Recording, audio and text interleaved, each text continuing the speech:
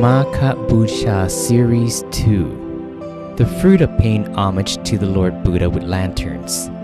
Story of the senior monk, Phra Anuruddha.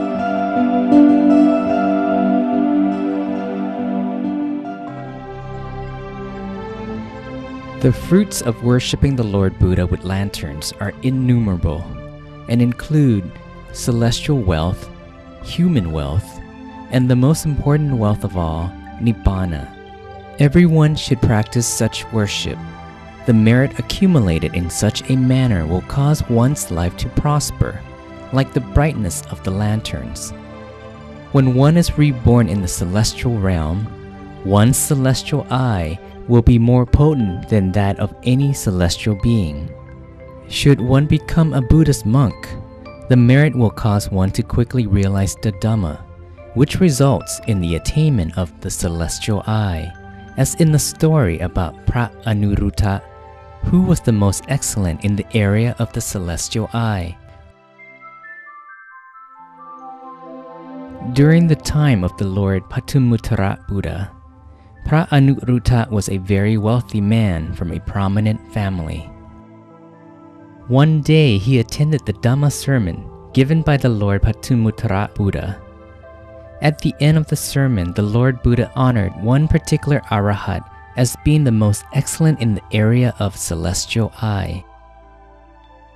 The young man was greatly impressed and thought the Arahat had to possess great virtue to be especially honored by the Lord Buddha in that way. He wished to be similarly honored by one of the Lord Buddhas in the very distant future. Having thus considered, he walked through the crowd to request the Lord Buddha and 100,000 monks to kindly accept an offering of food at his house. He had made great offerings for the entire 7 days. On the 7th day, he made an offering of fine fabric, together with sewing kits and dyeing kits, to the Lord Patumuttara Buddha and the monks. He made a wish in the Lord Buddha's presence. He said, "I've made these offerings without expecting any celestial wealth or any other human wealth. 7 days ago, the most enlightened one honored a particular monk as being the most excellent in the area of celestial eye. I too wish to be honored in such a manner by one of the Lord Buddhas in the distant future." The Lord Buddha employed the Buddha eye and saw that the young man's wish would eventually come true, and said, 100,000 kappas from now, during the time of the Lord Gautama Buddha, you will be honored as the most excellent in the area of celestial eye, and your name will be Anuruddha. Later on, after the Lord Patumuttara attained complete Nibbana, human and celestial beings help each other build a gold sitiya, 112 kilometers high, to house the holy relic. The young man wanted to accumulate more merit by worshipping the sitiya. He went to ask a Buddhist monk, "Most venerable one, what kind of merit can I make in order for it to result in the attainment of the celestial eye?" "You should worship with lanterns," the monk said. Having been given the right instruction, he had 1,000 torches erected all around the gold sitiya, with smaller ones in between the large ones. He then worshipped the sitiya by lighting the torches. When added to the lanterns from the masses, they total a few thousands. The brightness they gave was as great as daytime. He had accumulated other types of merit for the rest of his life and was reborn in the celestial realm. He enjoyed his tremendous wealth for a long time. His personal radiance was greater than all of his peers. He assumed the title of King Sakka and ruled the Tawatimsa heaven for a total of 30 times. After his accumulated merit lessened, he was reborn a supreme emperor for 28 times. His eyesight was most extraordinary in that he could see clearly as far as 16 kilometers.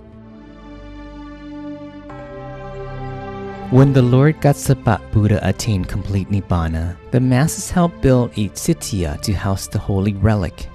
To worship the sitya, devotees placed trays, each containing clarified butter and a wick, all around the sitya and lit them. As a young man from a prominent and wealthy family, he wished to worship the sitya in a special way. Therefore, he had made a large bronze tray and filled it with clarified butter. Inside the tray were placed several coil wicks with a large one in the middle. Once lit, the fire shone brightly. He then held the tray on his head and circumambulated the sitya. In his final rebirth, he was born the son of the Lord Gautama Buddha's uncle, and his name was Anuruddha. He later became ordained as a Buddhist monk and studied meditation under Phra Sariputta. He then went to a forest to continue his practice. While there, he had a question about one of the Lord Buddha's sayings. The Lord Buddha knew about it and went to explain the Dhamma to him until he could understand it and continue with his meditation practice.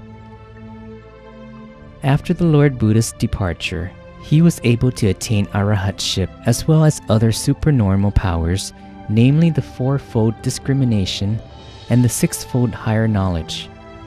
He was later honored by the Lord Gautama Buddha in the midst of the four Buddhist communities as being the most excellent in the area of celestial eye. During the Lord Buddha's attainment of complete Nibbana, he was the only person that could employ his celestial eye to follow every step of the holy process and periodically reported it to the company of monks. It can be seen through the above example that worshipping the Lord Buddha with lanterns yields many fruits, one of which is celestial eye. We should follow in the footsteps of the sages in the past by accumulating great merit so that its blessing will follow us until the utmost Dhamma can be attained.